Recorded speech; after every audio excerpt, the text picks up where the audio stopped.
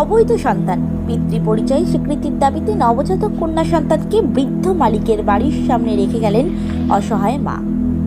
কয়েক মাস আগে অভিযোগ উঠেছিল মালদা জেলার হরিশ্চন্দ্রপুর থানা এলাকার বিতল গ্রামের এক অবসরপ্রাপ্ত সরকারি কর্মচারী তৈমুর রহমান তার পরিচারিকা বুধন বিবির সঙ্গে বিয়ের প্রতিশ্রুতি দিয়ে একাধিকবার শারীরিক সম্পর্ক স্থাপন করেন। এই নিয়ে অবসরপ্রাপ্ত ওই সরকারি কর্মচারীর বিরুদ্ধে হরিশ্চন্দ্রপুর থানায় একটি লিখিত অভিযোগ দায়ের করেন ওই গৃহ পরিচারিকা। তার কয়েক মাস কাটতে না কাটতেই ওই পরিচারিকা একটি কন্যা সন্তান প্রসব করেন। ওই মহিলার দাবি সন্তানটি ওই অবসরপ্রাপ্ত সরকারি কর্মচারী, কিন্তু ওই কর্মচারী কোনো মতেই কন্যা সন্তানকে পিতৃত্বের পরিচয় দিতে নারাজ।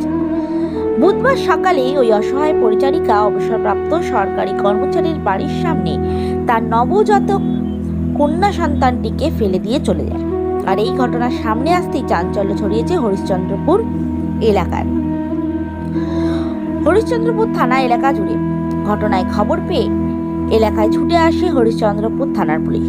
অভিযুক্ত তার স্বামী শ্বশুর বাড়ির থেকে বিতাড়িত করেছে জানা গিয়েছে। তিনি কয়েক মাস ধরে তার বাপের বাড়িতেই থাকছিলেন। এই অসহায় অবস্থায় আজ ওই মহিলা বাধ্য হয়ে ওই কন্যা সন্তানের বায়োলজিক্যাল ফাদার তৈমুরের বাড়ির সামনে তার সন্তানকে সকালবেলা রেখে দিয়ে আসেন। ঘটনার কথা ছড়িয়ে পড়তে এলাকায় জড়ো হন গ্রামের মানুষেরা। খবর দেওয়া হয় হরিশ্চন্দ্রপুর থানায়। বিশাল পুলিশ বাহিনী ছুটে আসে।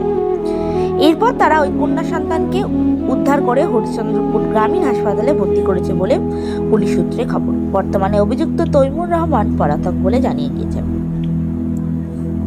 কি করে সম্পর্কে সে জড়িয়ে পড়লো, কিভাবে? বলেছিল যে আমাকে বিয়ে করতে চাচ্ছে। তারপর আপনার সঙ্গে সম্পর্ক করেছিল? হ্যাঁ। যখন আপনার পেটে সন্তান হলো, যখন আপনি ওকে জানালেন তৈমুর রহমানকে, তৈমুর রহমান এবং তার পরিবার কি বলছিল? বলছিল কি আমি কিছু দিব না। তারপরে কোনো থানা পুলিশ করেছিলেন, মামলা করেছিলেন? হ্যাঁ করেছি। কিছু শোনা হয়েছে, ব্যবস্থা হয়েছে, কিছু হয়েছে? না হয়নি। তো এখন কি চাইছেন ওটাকে নিয়ে? কি চাইছিল? ও বলছে যে আমার সন্তান নাই।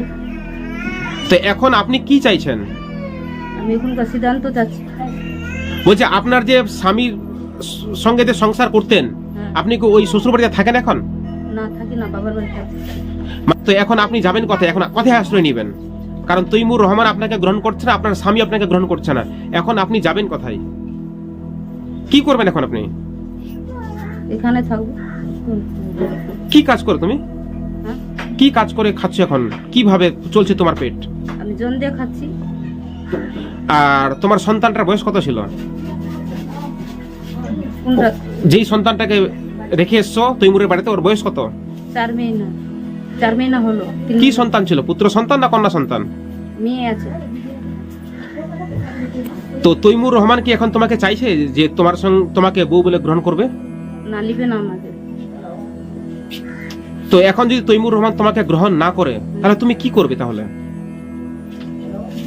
আমি কি করবো? আমি সিদ্ধান্ত করবো, না দিলে আমাকে করতে হবে। করবেন? ওর বাড়ি থেকে আমি থাকবো। আপনার নাম? বুধিয়া। আপনার বাড়ি কোথায়? বিতল। সংকল্পদের রিপোর্ট, নিউজ টুডে লাইভ।